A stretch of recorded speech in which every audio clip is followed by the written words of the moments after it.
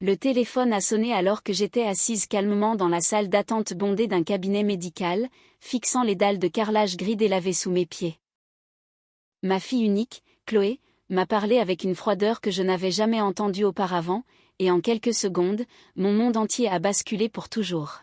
« Maman, Julien et moi partons pour Dubaï demain », a-t-elle dit d'une voix monocorde, sans émotion ni hésitation. « Nous avons vendu ta villa de Saint-Malo et ta vieille Peugeot 404 parce que nous avions besoin de cet argent pour notre projet. Adieu. » Puis la communication s'est brutalement coupée. Je suis restée pétrifiée sur ma chaise tandis que les inconnus autour de moi poursuivaient leur conversation comme si de rien n'était. Après 45 ans de sacrifice et d'amour inconditionnel, ma fille venait de me jeter comme une vieille photographie oubliée. Je m'appelle Monique Bertrand, et à 72 ans, je pensais connaître la fille que j'avais élevée avec tendresse, mais cet appel douloureux m'a prouvé que parfois, les êtres les plus proches cachent les intentions les plus sombres au fond de leur cœur. 6 mois plus tôt, mon mari, Jean-Pierre, était décédé subitement alors que nous partagions le petit déjeuner à notre petite table de cuisine. Il avait embrassé mon front, souri doucement et murmuré « Bonjour mon amour » avant de s'effondrer à côté de sa tasse de café fumante. Depuis sa disparition, Chloé avait commencé à me rendre visite plusieurs fois par semaine avec une inquiétude feinte sur son visage souriant. Elle m'avait aidé à organiser les obsèques au cimetière de Loyasse, faisait les courses avec moi et insistait pour que je commence à prendre davantage soin de ma santé. Je croyais sincèrement que ma fille était devenue plus attentionnée après le départ de Jean-Pierre et j'avais placé ma confiance en chaque mot apaisant qu'elle prononçait. Je comprenais enfin que ses sourires mielleux n'étaient pas de l'amour, mais une cupidité soigneusement dissimulée sous un beau déguisement. La villa de Saint-Malo qu'elle avait vendue était le cœur de nos plus beaux souvenirs de famille depuis plus de 30 ans.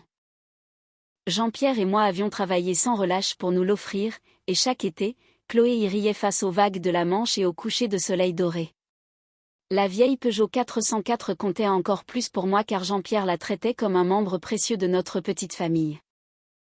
Chaque dimanche, il la lavait avec fierté sous le tilleul du jardin en fredonnant de vieilles chansons d'Aznavour, affichant le sourire d'un jeune homme sans souci.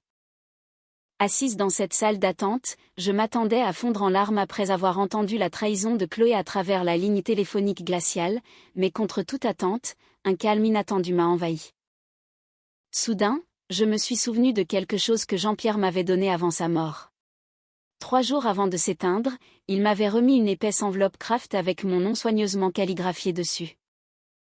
Il m'avait dit de la garder en sécurité et de ne l'ouvrir que lorsque je me sentirais émotionnellement assez forte pour affronter la vérité.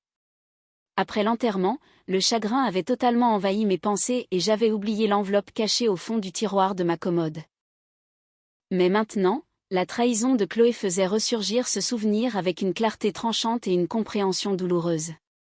En quittant la clinique, j'ai repris le bus pour rentrer chez moi en repassant en boucle les paroles cruelles de Chloé dans ma tête.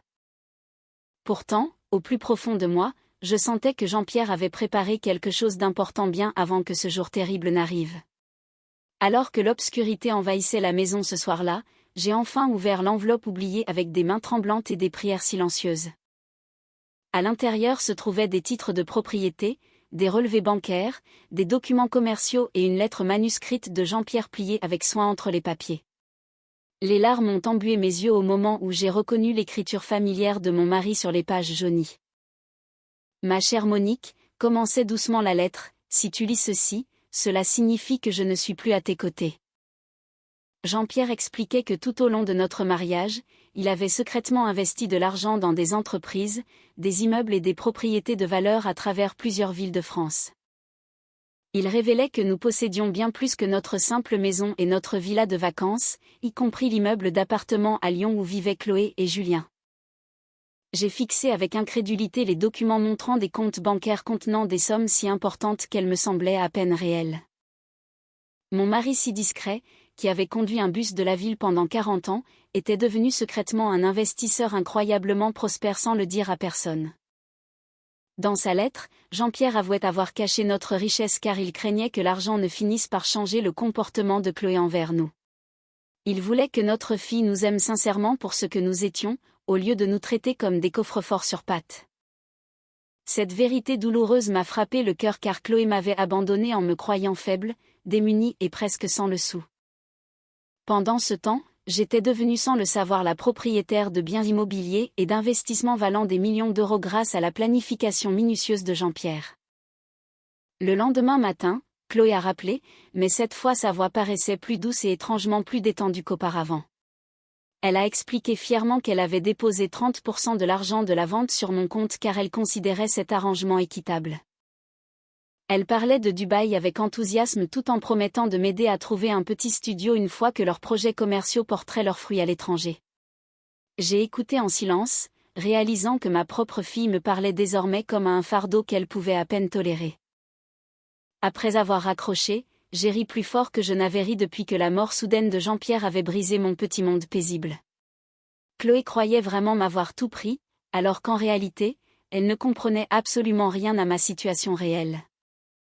Le même après-midi, j'ai regardé Chloé et Julien charger des valises de luxe dans un taxi garé devant l'entrée de leur immeuble. Aucun d'eux n'a regardé vers ma maison ni n'a pris la peine de dire au revoir avant de disparaître joyeusement vers l'aéroport pour leur aventure internationale. J'ai étalé les documents de Jean-Pierre sur ma table de cuisine et j'ai appelé Maître Lefebvre, le notaire qui s'occupait des affaires juridiques de mon mari.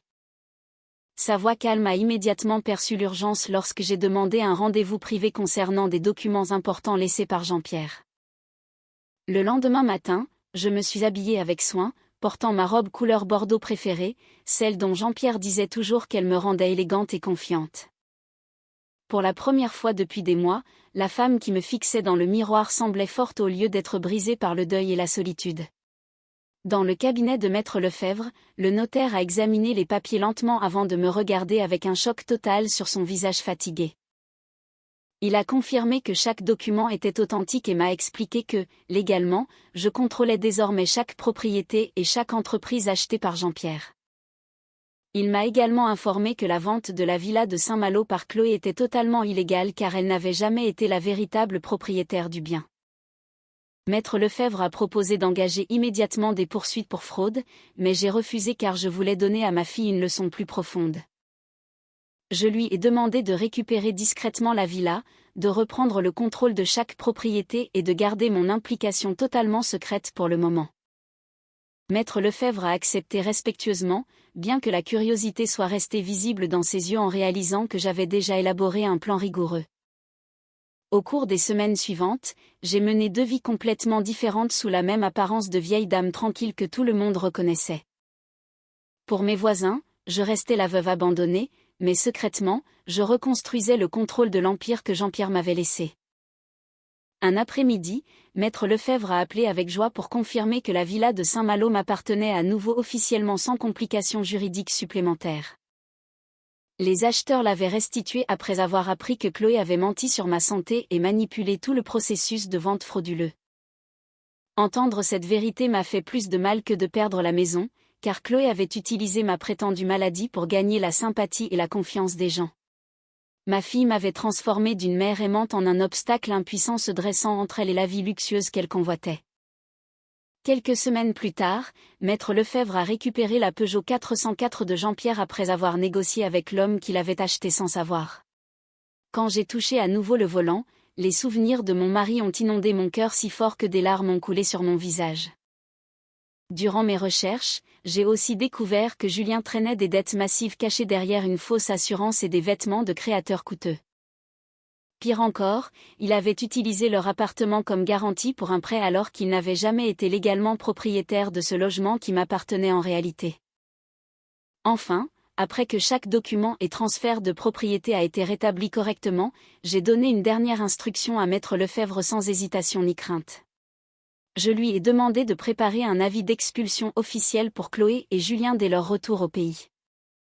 Quelques jours plus tard, la rumeur s'est propagée dans le quartier que les montages financiers de Julien s'effondraient et le couple est revenu en catastrophe, désespéré.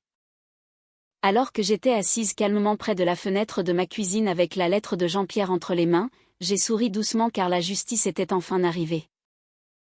Cette histoire nous rappelle avec force que les apparences sont souvent trompeuses et que la cupidité peut briser les liens les plus sacrés.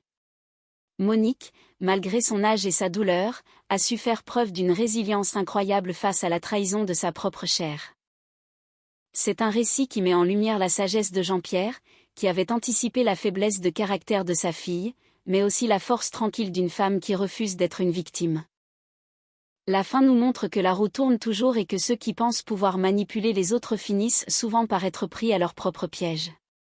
La loyauté et l'honnêteté restent les seules richesses qui ne s'évaporent jamais avec le temps. Pensez-vous que Monique a eu raison de réagir ainsi, ou aurait-elle dû pardonner à sa fille malgré la gravité de ses actes ?